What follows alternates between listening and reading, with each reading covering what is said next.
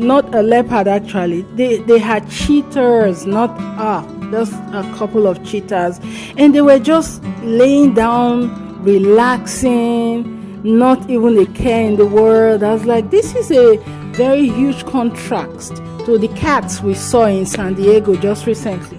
Those cats were very restless and they were roaring and everything. And I'm telling you guys, well, I see now that they are under the shade. Because hi family, I'm Dr. Brenda. I'm a licensed daycare provider, a published author of 3 children's books, an advocate, a consultant, a veteran's wife, and a mother. If you need help setting up your daycare service or just looking for great ideas to incorporate a play-based learning approach as well as learn about research-based solutions to issues impacting education, this is the channel for you. Subscribe, share, like. Thank you. So this was our very first time coming to this zoo. It's in Vienna. Sometimes I don't know, Reston, Vienna. They're all in the same neighborhood, but when I look on the website, it says Vienna. So we saw Reston on the GPS. So, but we haven't been here before. This was our first time. So we parked the car. The place was packed full, and you can even park on the grass. That's how many people were there, already filled up. All the parking spaces. So we walked to this into this little stand here, and the guy was like, "You guys must be new. You've never been here before." He said there's a drive-through part, the part where you can feed the animals, and then you come back and park your car, and then you can walk around and see animals. So we're like, okay, let's just go back and drive the car to go see the animals and feed them. We bought like a bucket of feeds.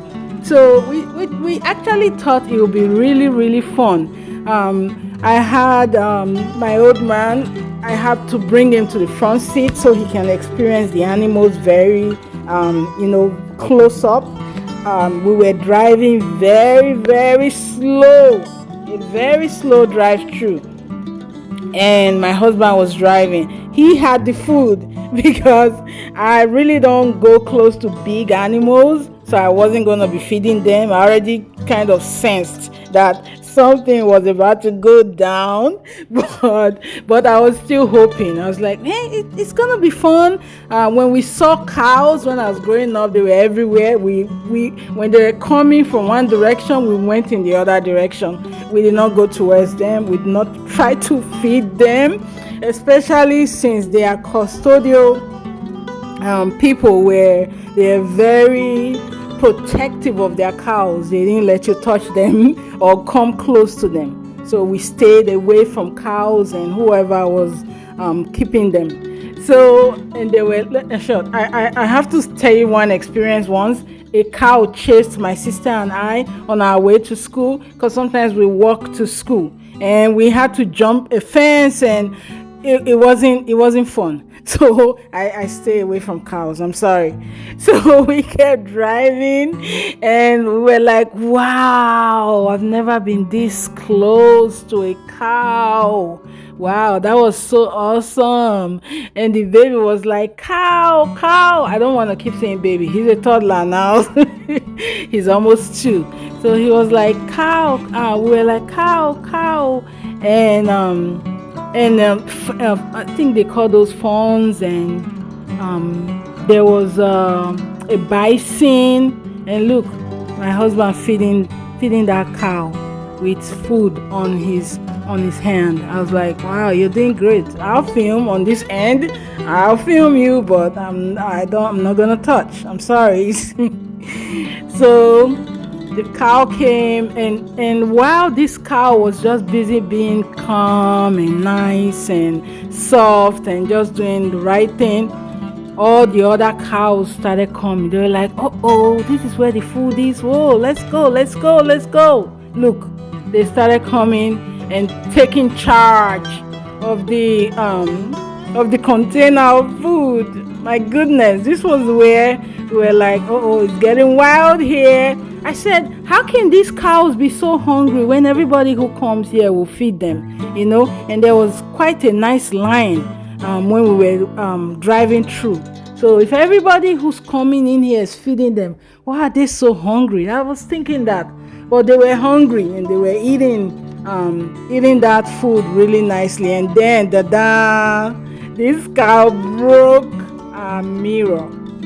Oh my goodness. My husband was like, oh, Brenda, look, the mirror's broken. I was like, take it easy. I have a short, I think I'll link it up here somewhere where you can actually hear his reaction to when the mirror was broken. It was fun. It was just funny. It was so funny to me. But that did not mess up our day. Our day at the farm started like that, but that did not mess it up at all. We picked up and look at that. Can you see that? And I do have the end result. At some point during this video, I'll show you the damage that the cow did to the glass, to the mirror of the car. So we carefully found our way out of there before something else gets broken. So that's how we're going. I was like, man, I've never really seen a bison and a herd of cow together like that. I've never really seen it. I didn't even know they could coexist. I really did not know. And look at the dogs, just all kinds of animals together.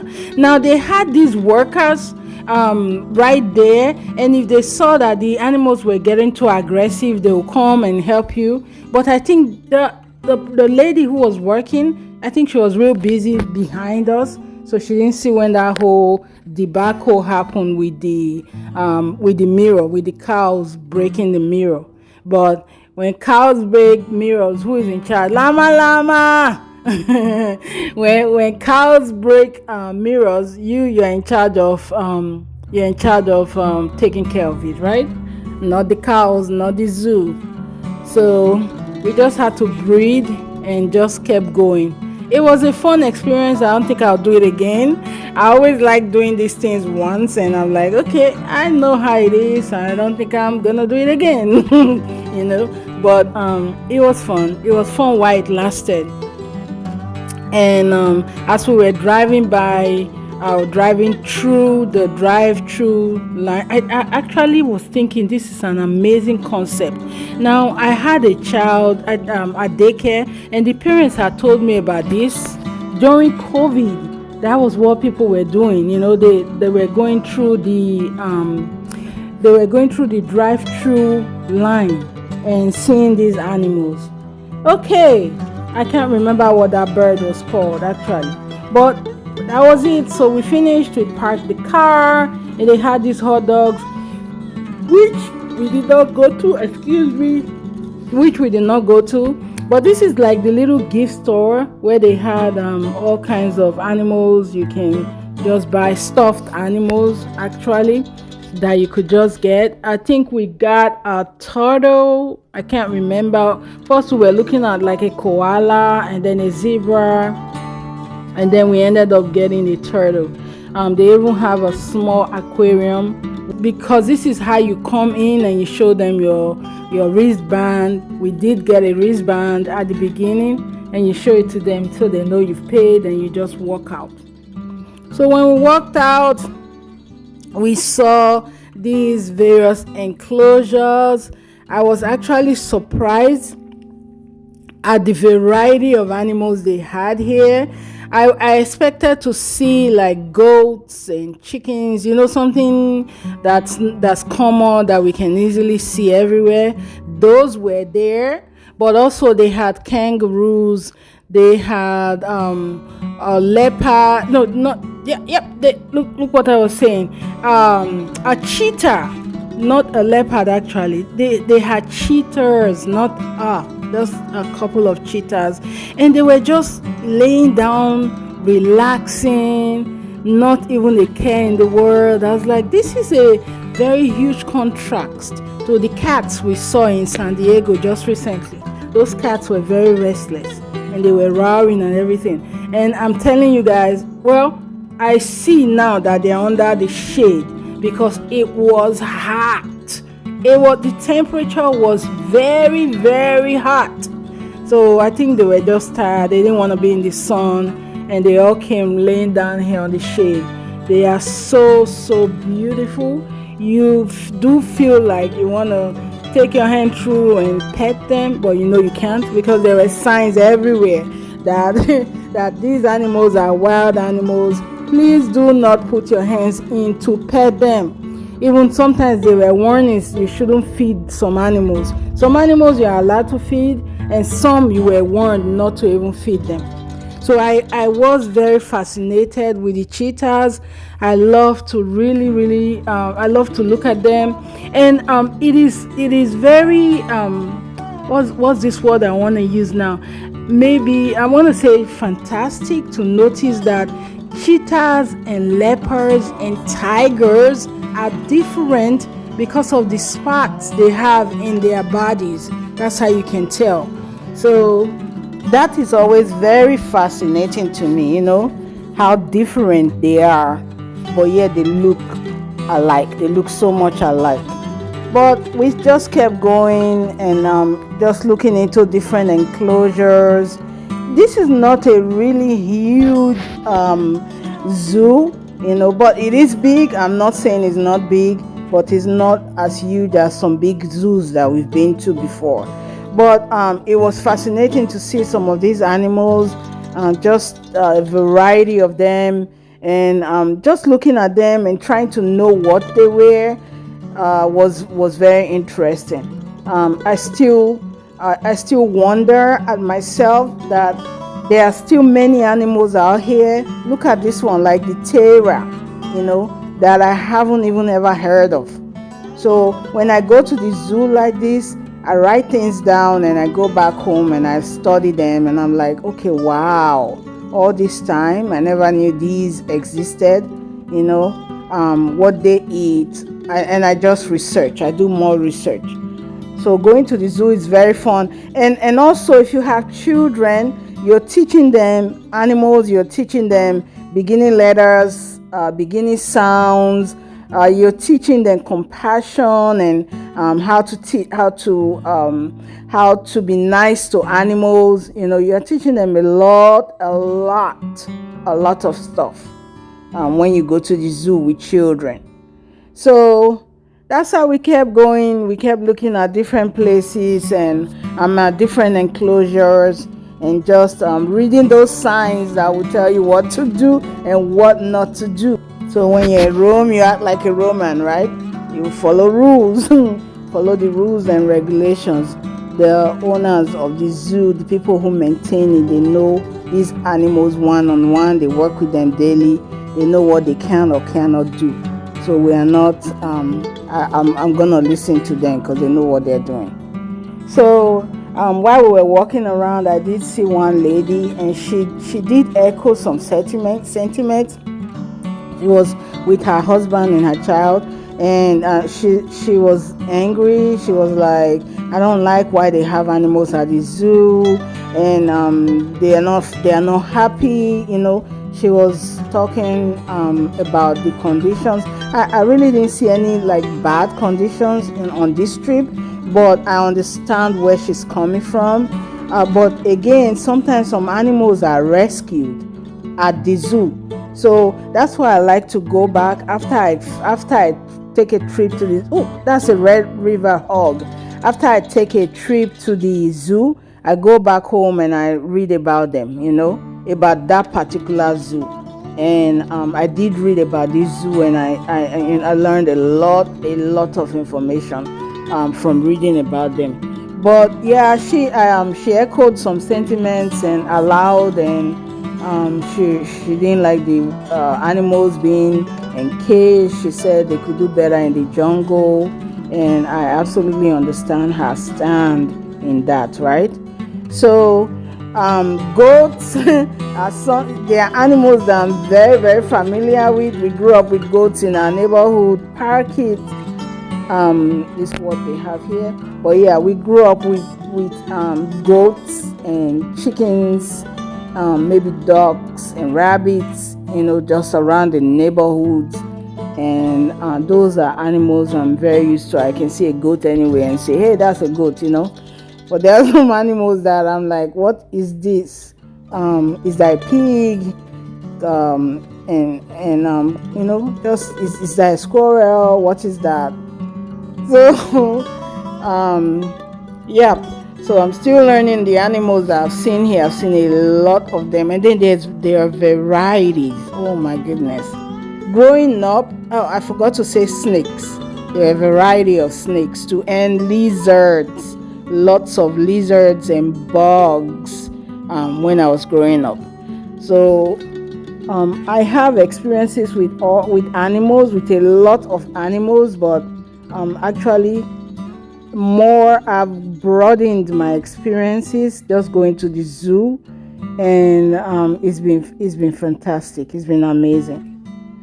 So we just kept walking, kept looking around, kept seeing if there were some new animals to see.